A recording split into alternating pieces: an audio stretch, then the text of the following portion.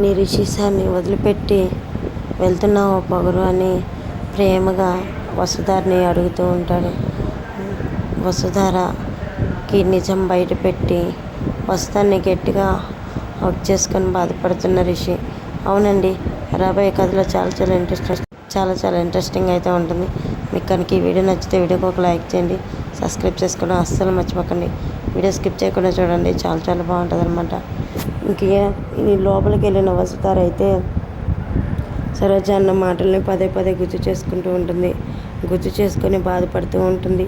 అసలు నాకు ఈ పరిస్థితి ఏంటి, రిషి సార్ని తీసుకొని ఇంటికి వెళ్ళిపోతే బాగుంటుంది కదా, అక్కడ కాలేజీ పరిస్థితుల్లో ఎలా ఉందో ఏంటో అని వసుధార ఆలోచిస్తూ ఉంటుంది. ఆలోచిస్తున్న వసుధార అయితే ఇంకా బయటకైతే రాదు. సరోజ మాత్రం కోపంగా అలిగి వెళ్ళిపోతూ ఉండగా రాధమ్మ ఏ సరోజ ఆగవే అంటుంది. ఏంటికమ్మమ్మ ఇంకా ఆగేది, చెప్పాడుగా నీ మనవడు వచ్చిన అతిథులకు మర్యాద ఇవ్వాలంట, నువ్వు నీ మనవడు ఇద్దరు కలిసి మర్యాదలు ఇవ్వండి, నాకు ఇవ్వటం చేత కాదులే అని సరోజ అయితే అలిగి వెళ్తుంది. అయ్యో సరోజ, నీకు చెప్పేది వినవే, అయినా రంగా గారిని ప్రేమగా దగ్గరికి లొంగ తీసుకోవాలి కానీ నీలాగా కోపంతో కక్షగా దగ్గరికి తీసుకోవాలంటే రంగగాడు అసలు నీ వైపు చూస్తాడా చెప్పు అని చెప్పేసి రాధమ్మ అంటూ ఉంటుంది.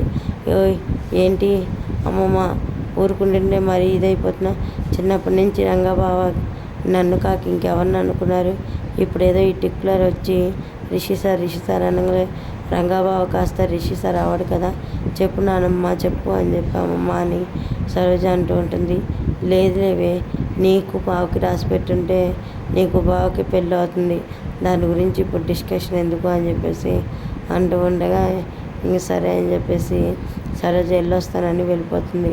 వసుధార మాత్రం లోపల రిషి గురించి ఆలోచిస్తూ ఉంటుంది. ఇంకా రిషి సార్కి చెప్పకుండా ఇక్కడి నుంచి వెళ్ళిపోతాను, నేను ఈ అవమానాలు పడలేను. రిషి సార్ అయితే నిజంగా నేను ఇన్నిసార్లు సార్ అంటున్నా నన్ను పట్టించుకోకుండా ఎందుకు తిరుగుతాడు అని వసుధార బ్యాగ్ సర్ది ఇంకా బయలుదేరుతూ బస్సు ఎక్కపోతుంది. వసుధార ఇంక ఇంట్లో లేదని తెలుసుకున్న రిషి అయితే కంగారు పడుతూ ఉంటాడు. అయ్యో పొగరు, ఎంత పని చేసావు, నేను నీ రిషి సార్ని తెలుసుకుని కూడా నువ్వు కాదని ఎలా వెళ్ళిపోతావు పొగరు అని చెప్పి ఇంకా వసుధార వెంట ఇంకా పరిగెత్తుకుంటూ అయితే వెళ్తాడు. వెళ్తున్న వసుధార అయితే రిషిని చూసి బుస్సెక్కిపోతుంది. హలో ఆగండి అని చెప్పి రిషి అంటుంటాడు.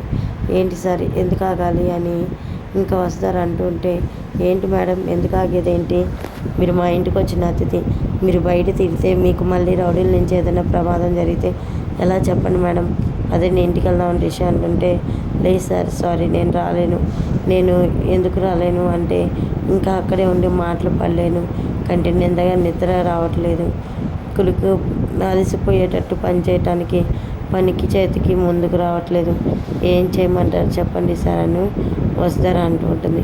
వసుధార నేను ఒక నిజం చెప్పనా, కానీ నువ్వు ఎవరితో చెప్పనంటే చెప్తాను అని రిషి అంటుంటాడు. ఏంటి సార్ చెప్పండి అని వసుధార ఇంకా నేనే నీ రిషి సార్ని వదిలిపెట్టి నువ్వు వెళ్ళిపోతావా అని చెప్పేసి ఇంకా తెగేసి చెప్పేయడంతో, అయ్యో సార్ మీరని కాదు, కానీ నేను చెప్పే చిన్న ప్రాబ్లం కూడా ఇప్పుడు మీ ఇంట్లో రాకూడదనే కదా వెళ్ళిపోతుంది, నన్ను క్షమించండి అంటే నీ రిషి సార్ అన్నా కానీ వెళ్ళిపోతావా అని ఇంకా రంగా చెప్పడంతో వస్తారు ఒక్కసారిగా వెనక్కి తిరిగి రిషిని హక్ చేసుకొని I love you sir, I love you so much అంటూ ఉంటుంది. ఇంకా రంగా కూడా వస్తారికి ఐ లవ్ యూ చూస్తూ ఉంటాడు.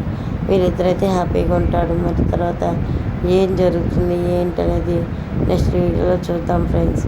వీడియో నచ్చితే తప్పకుండా లైక్ చేయండి, సబ్స్క్రైబ్ చేసుకోండి. అస్సలు మర్చిపోండి. Thank you for watching.